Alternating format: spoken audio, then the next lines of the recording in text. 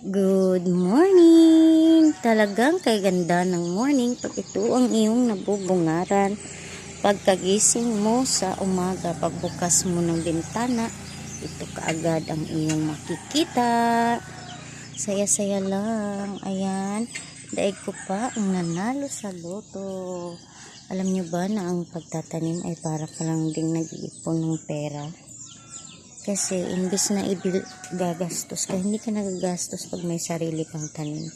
Kaya mga madi, challenge ko kayong magtanim din kayo. Sa inyong bakuran, kahit pa isa, dalawa lang, ang laking tulong na talaga. Sinasabi ko sa inyo mga madi, talagang napakalaking tulong para sa atin. Ayan, ako po, ito yung sa akin ay talagang, kaya pakiramdam ko para akong nanalo sa loto. Alam niyo ba kung bakit? Dahil po lahat ng ginawa kong ito ay talagang todo effort ang inyong Inday Fe para lang magkaroon ako ng ganitong garden. Lahat yan pinaghirapan ni Inday Fe. Talagang kasi nga, diba, sa kung sinasabi na itong area namin ay hindi siya ideal for gardening, for garden kasi nga nababahaan po dito. Pero dahil sa gustuhan nga nating magkaroon ng munting garden, ayan, ginawan po ni Inday Fe ng paraan. At kung ano lang yung mga meron sa ating paligid, yung hindi na tayo gastos ganun, yun lang ang mga ginawa ko. Kaya ayun, walang gastos yan at hindi ko naman din kaya ko siguro, pero talagang hinanapan ko ng parang katulad nung pinatong ko lang siya para hindi siya mababad sa baha pagdating ng baha. Kaya ganyan, pagdating ng ulan at bumaha.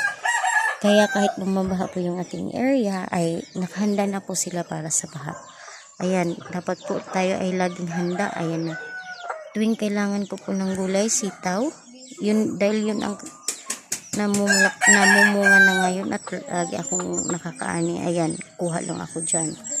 Tapos dyan, kaya tuwing kailangan ko, sabi ko, yes, nakasave na ako. Tapos yung sa alugbate, ganyan. Malapit na rin mamunga yung ating kalabasa, mga madi. Ayan. Ang saya-saya. May mga buds na yan. Lahat yan. So, malapit na rin ako makaani yan. Siguro mag-aantay na lang ako ng 1 month or 2 months mamunga na. Tapos yung aking pipino, palagi na po akong nakakakuha. After 2 to 3 days, nakakuha na ako ng pipino, mga madi. Ayun, nakikita nyo ba yun? Ayun. Lahat yan at nakita ko kahapon sa tindahan, napakalit na pipino, parang ganun lang kalit, 10 pesos. Tas yung sobrang, ayun lagi kong nakukuha is 20 pesos yung malaki.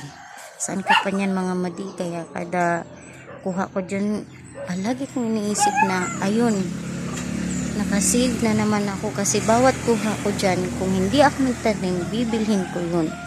Ganun yun mga madi. Kaya pakiramdam ko para akong nanalo sa loto. Para kayo din, ang pakiramdam nyo din ay nanalo sa loto. Itanim na rin kayo mga madi. Ayun, may bago ulit akong tanim. So, ano yan, yung parang wala yung lupa, puro ano lang yan, mga gulay. Nilagyan ko ng mga balat-balat ng gulay, ganun. Tapos ipa ng palay at yung sa kahoy, yung planer nga kung tawagin. Ayun doon dahil yun kasi ay 45 days lang nakamote. Nag-seedlings ako doon, tapos tinutulan ko na para mabilis siyang dumami. Naglipat na ako doon. Sana magsanga siya ulit.